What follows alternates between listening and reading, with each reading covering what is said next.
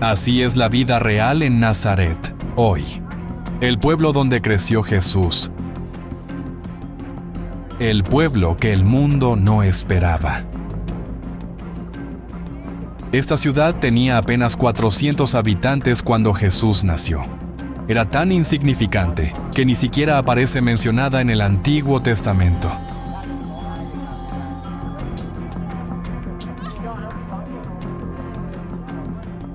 Era un pueblo tan despreciado que cuando le hablaron a Natanael de un Mesías nacido aquí, su respuesta fue: de Nazaret puede salir algo bueno. Y sin embargo, este pueblo escondido entre las colinas de Galilea fue el lugar elegido por Dios para que su hijo creciera, aprendiera, trabajara y se preparara durante 30 años.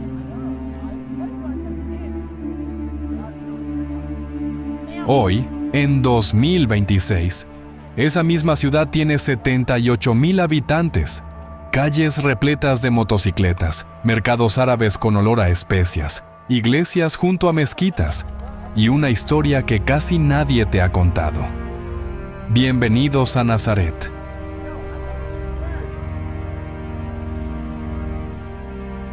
Bienvenidos a Huellas de la Biblia TV, el canal donde caminamos por los lugares donde Dios escribió la historia. Si es tu primera vez aquí, suscríbete y activa la campana para no perderte ningún viaje.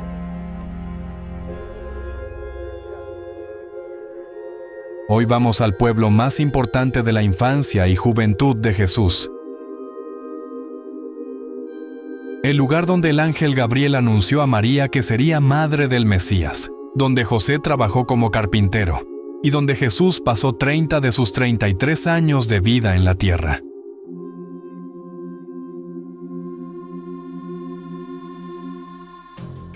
En los próximos 25 minutos vas a descubrir cómo se vive realmente hoy en Nazaret. ¿Cuánto gana un cristiano árabe israelí? ¿Por qué la población cristiana pasó del 60% al 30% en 75 años? ¿Qué queda del pueblo donde Jesús aprendió a leer y a serrar madera? Y vas a comprobar con tus propios ojos algo que casi nadie te ha mostrado. Nazaret hoy es una ciudad árabe dentro de Israel, con tensiones, contradicciones y belleza. Vas a conocer a Khalil, un cristiano árabe que vive a 200 metros de la Basílica de la Anunciación. Vas a caminar por el mercado donde José compraba clavos hace 2000 años. Y vas a subir al monte del precipicio, donde Jesús estuvo a punto de morir despeñado por sus propios vecinos. Hace 2000 años, el evangelista Lucas escribió algo que cambió la historia. Lucas 1, 26 a 28. Al sexto mes, el ángel Gabriel fue enviado por Dios a una ciudad de Galilea, llamada Nazaret, a una virgen desposada con un varón que se llamaba José, de la casa de David. Y el nombre de la virgen era María. Y entrando el ángel en donde ella estaba, dijo: Salve, muy favorecida, el Señor es contigo, bendita tú entre las mujeres. Ese instante, ese saludo, ocurrió en una cueva que hoy está debajo de una de las basílicas más impresionantes de Tierra Santa.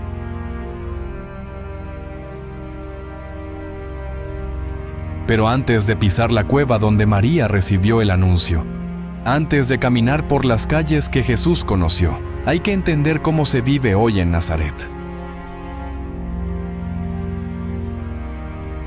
Porque la ciudad ya no es lo que era. Y la historia que vamos a contarte no termina con un final feliz. Termina con una verdad incómoda que muy pocos canales se atreven a mostrar. Vida real en Nazaret. El primer impacto al llegar a Nazaret es el olor. Pan recién horneado, cardamomo, falafel, cordero asado. El segundo impacto es el ruido. Claxones, motocicletas, llamadas a la oración desde los minaretes, campanas de iglesias católicas y ortodoxas, todo al mismo tiempo. El tercer impacto son los carteles. Están en árabe primero, luego en hebreo y a veces en inglés. Esto te recuerda de inmediato que aunque Nazaret está dentro del Estado de Israel, es la ciudad árabe más grande del país. El 70% de su población es musulmana, el 30% es cristiana, y aquí judíos prácticamente no viven. Solo en Nazaret Illit, la ciudad nueva construida en la colina de al lado en 1957, donde viven unos 40,000 judíos israelíes. Khalil, 52 años. Propietario de una pequeña tienda de aceite de oliva en el Mercado Viejo, cristiano católico, padre de 4 hijos. Vive en la misma casa donde nació su bisabuelo. Mi familia lleva en Nazaret más de 400 años, nos dice mientras envasa aceite de los olivos de su propia familia. Mi apellido aparece en registros de la iglesia desde 1620. Hablo árabe en casa, hebreo en la calle, y rezo el Padre Nuestro en arameo, la lengua de Jesús. Eso es lo que significa ser cristiano árabe israelí hoy. Es vivir entre 3 mundos, sin pertenecer del todo a ninguno. Khalil va a ser nuestro guía por el corazón de la Nazaret real. Los números de Nazaret en 2026 son reveladores. El salario promedio en la ciudad es de 7,500 shekels al mes, unos $2,000.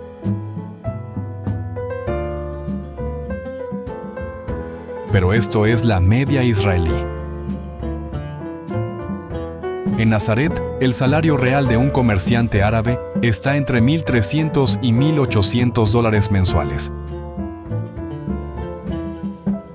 Un maestro de escuela árabe gana unos $1,500.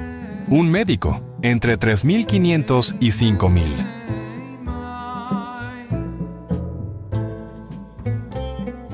Y un policía israelí destinado a Nazaret, unos $2,800.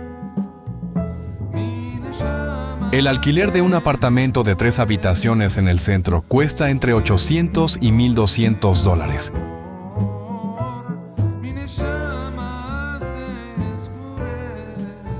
Comprar una vivienda de 3 habitaciones, entre $280,000 y $400,000. Para un cristiano árabe promedio, eso significa más de 20 años de trabajo.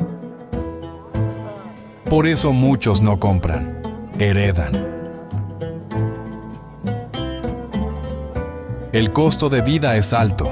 1 kilo de pan, $1.50. 1 litro de aceite de oliva local, $12. 1 litro de gasolina, $2, de los más caros del mundo.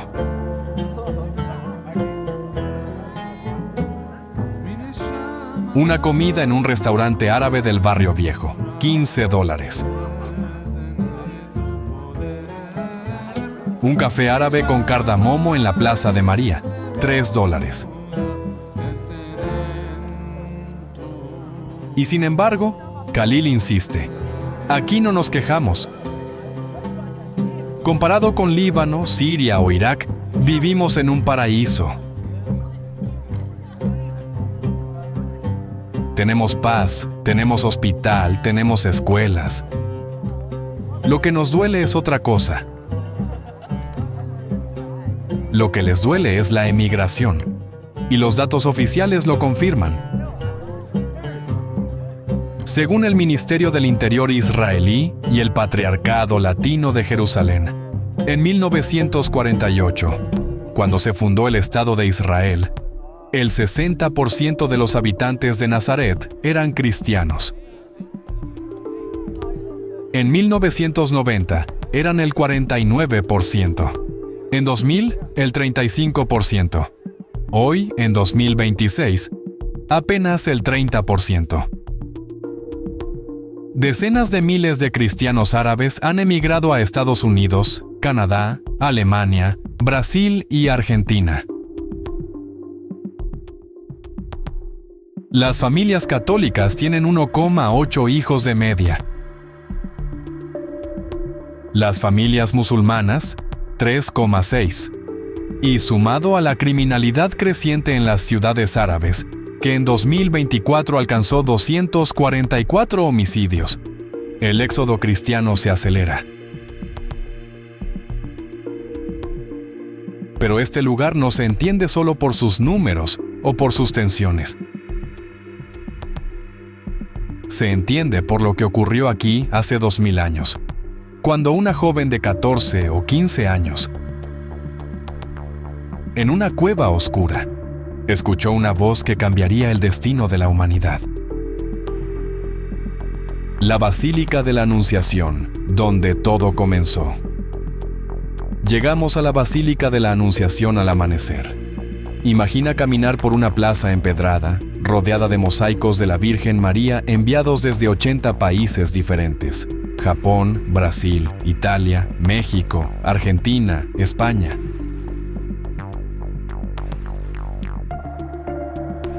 Cada país representa a María como la imagina su pueblo. Es la basílica cristiana más grande de todo Oriente Medio, y debajo de ella, protegida por capas de iglesias construidas durante 2000 años,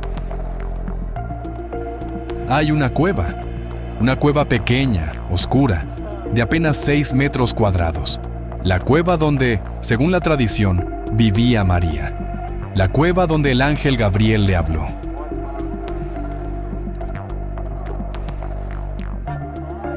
Aquí, hace 2000 años, ocurrió la escena más representada en el arte cristiano. Lucas 1, 30 a 31. Entonces el ángel le dijo: María, no temas, porque has hallado gracia delante de Dios. Y ahora concebirás en tu vientre y darás a luz un hijo, y llamarás su nombre Jesús. Y según los versículos 38, entonces María dijo: He aquí la sierva del Señor, hágase conmigo conforme a tu palabra. Y el ángel se fue de su presencia. En esa frase, hágase conmigo, se cifra toda la fe cristiana. Una joven adolescente, en un pueblo despreciado, dio su sí a Dios, y el mundo cambió para siempre. La basílica actual fue construida entre 1960 y 1969 por el arquitecto italiano Giovanni Muzio. Tiene 55 metros de altura. Su cúpula está diseñada para parecer un faro o un lirio invertido, símbolo de María.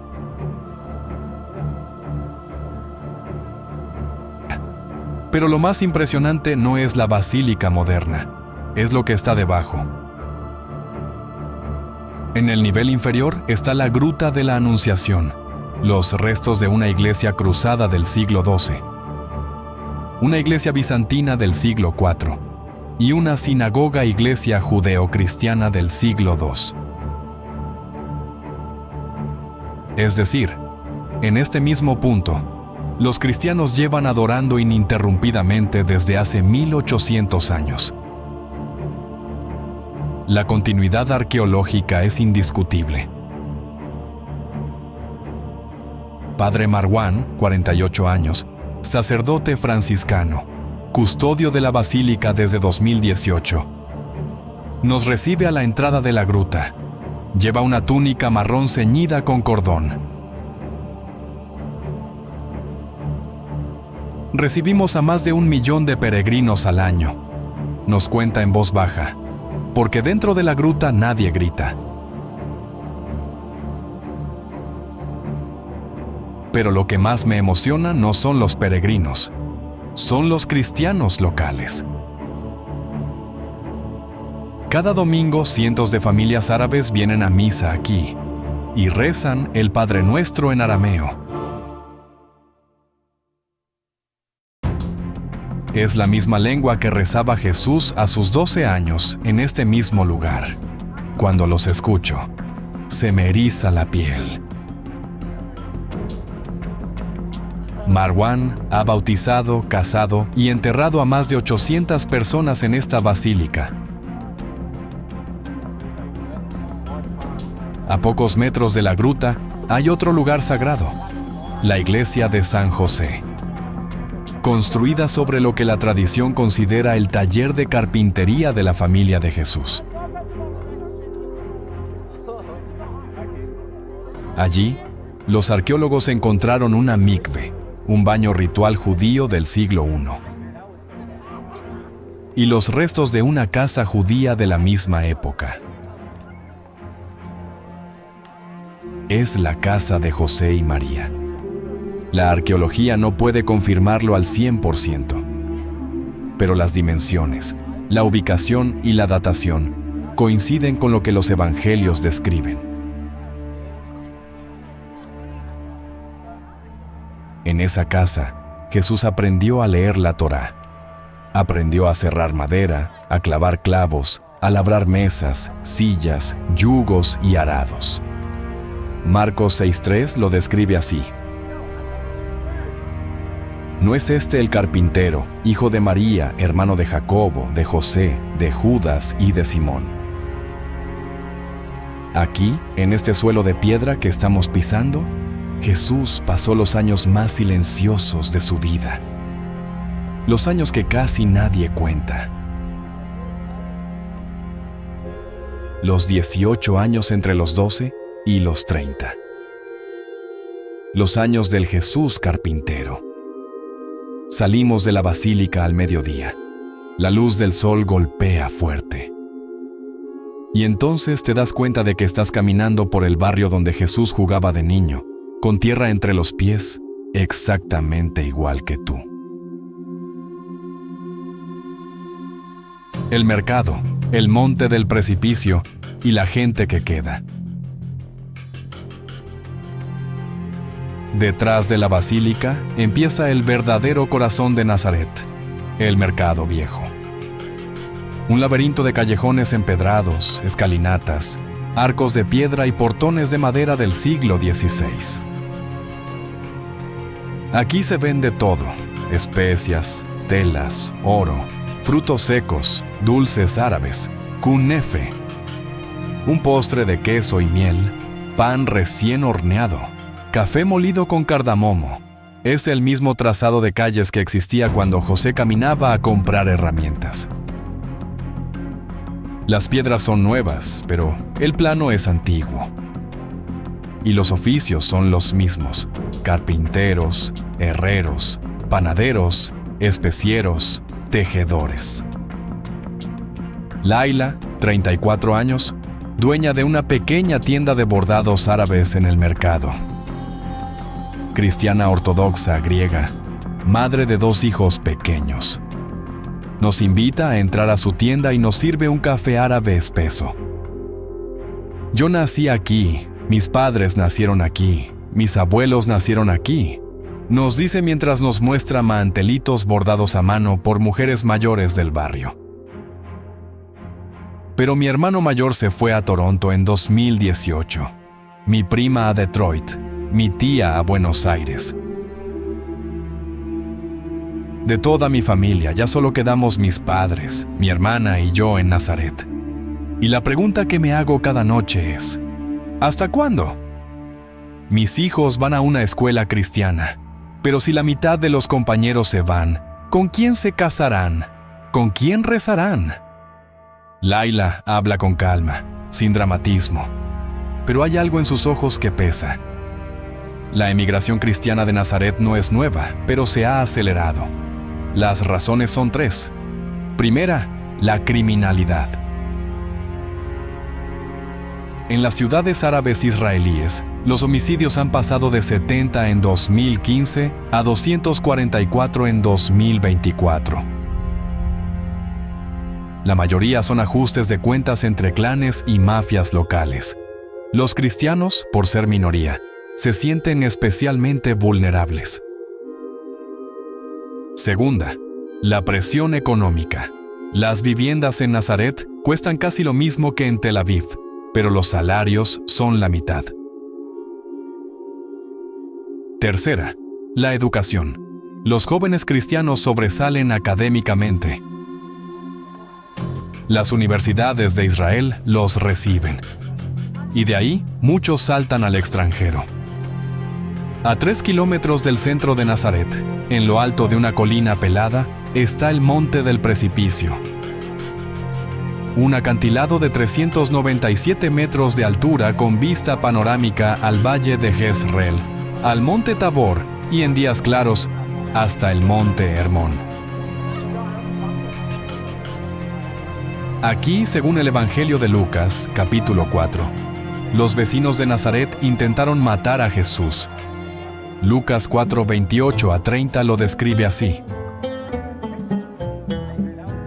Al oír estas cosas, todos en la sinagoga se llenaron de ira, y levantándose, le echaron fuera de la ciudad, y le llevaron hasta la cumbre del monte sobre el cual estaba edificada la ciudad de ellos, para despeñarle. Mas él pasó por en medio de ellos, y se fue. Estamos parados exactamente en el borde del acantilado. El viento es fuerte. Abajo, el valle se extiende como un mar verde. Y entiendes algo. El primer rechazo a Jesús no vino de los romanos ni de los fariseos. Vino de sus propios vecinos. Las personas que lo habían visto crecer. Las personas que le compraban sillas a su padre. Pero Nazaret no es solo dolor y emigración.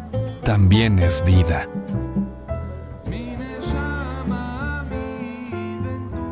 En el barrio de Mary's Well, junto a la fuente de María, donde la tradición ortodoxa dice que el ángel se le apareció por primera vez a María mientras sacaba agua, hay cafés llenos, restaurantes árabes, jóvenes riendo, parejas tomadas de la mano.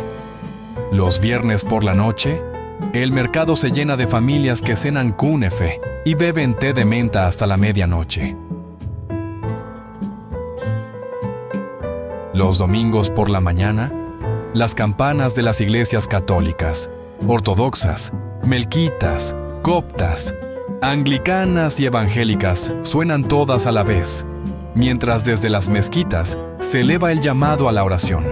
Es un caos sagrado. Es Nazaret. Pero hay algo más, algo que casi nadie te cuenta sobre este pueblo. Algo que conecta a Jesús con una profecía olvidada del Antiguo Testamento.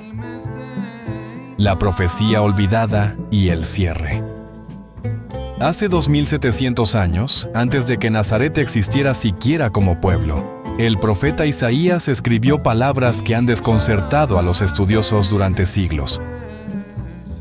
Isaías 11:1. Saldrá una vara del tronco de Isaí, y un vástago retoñará de sus raíces. La palabra hebrea para vástago es netzer, y muchos estudiosos creen que de esa palabra, netzer, deriva el nombre de Nazaret. La ciudad del retoño, la ciudad del vástago, la ciudad del descendiente de David. El Evangelio de Mateo, capítulo 2, versículo 23, lo confirma. Y vino y habitó en la ciudad que se llama Nazaret, para que se cumpliese lo que fue dicho por los profetas, que habría de ser llamado Nazareno. Una profecía escondida en una sola palabra hebrea. Una profecía cumplida en un pueblo de 400 habitantes, que ni siquiera existía cuando se escribió. La precisión es escalofriante. ¿Es Nazaret una invención posterior? Como algunos críticos sugirieron en el siglo XIX. La arqueología contestó esa pregunta. En 2009, el arqueólogo israelí Yarden Alexandre, del Departamento de Antigüedades de Israel, descubrió a 100 metros de la Basílica de la Anunciación una casa judía del siglo I después de Cristo. Una casa con un baño ritual, cerámica, herramientas, exactamente del tiempo de Jesús. Nazaret existió. Era un pueblo humilde, pobre, agrícola. Tan pobre que cuando Felipe le contó a Natanael que había encontrado al Mesías de Nazaret, Natanael preguntó incrédulo: ¿De Nazaret puede salir algo bueno? Juan 1:46. De Nazaret salió Jesús. De Nazaret salió el cristianismo. De Nazaret salió la fe de 2.400 millones de personas en el mundo de hoy. ¿Y qué hay del futuro de los cristianos en Nazaret? Aquí la respuesta es más dura. Si la tendencia continúa, en 30 años los cristianos podrían ser menos del 15% de la población. Las iglesias seguirán llenas, pero solo en Navidad y Semana Santa, gracias a los peregrinos. Las familias árabes cristianas que llevan aquí 1000 años podrían desaparecer. Por eso, el patriarca latino de Jerusalén ha pedido a los gobiernos cristianos del mundo apoyo económico, becas educativas y ayuda para mantener vivas a las comunidades locales. Porque sin cristianos en Nazaret, Nazaret pierde algo más que su demografía. Pierde su alma. Caminar por Nazaret es entender que la Biblia no es un libro de ciudades grandes. Es un libro de lugares pequeños donde Dios escogió hacer cosas grandes. Donde antes el ángel anunció el nacimiento del Mesías, hoy se reza el Padre Nuestro en arameo. Donde antes Jesús aprendió el oficio de su padre, hoy Khalil envasa aceite de oliva de los mismos olivos de hace 2000 años. Donde antes los vecinos quisieron despeñar a Jesús, hoy una mujer llamada Laila teme que sus hijos crezcan sin su comunidad. Y sin embargo, las campanas siguen sonando, y los franciscanos siguen rezando, y la cueva de María sigue ahí, intacta, oscura, sagrada. En el próximo viaje de Huellas de la Biblia TV, iremos a un lugar muy diferente. Iremos a una ciudad escondida entre montañas rojas, perdida durante 500 años, redescubierta en 1812. Una ciudad bíblica vinculada al pueblo de Edom, descendiente de Esaú, hermano de Jacob, una de las 7 maravillas del mundo moderno. Te espero en Petra. Si este viaje te tocó el corazón, dale like, suscríbete y comparte este video con alguien que necesite redescubrir que la fe nació en un pueblo humilde, no en un palacio. Cuéntame en los comentarios, ¿qué te impactó más de Nazaret? ¿Y qué lugar bíblico quieres que visitemos próximamente? Que Dios te bendiga. Shalom.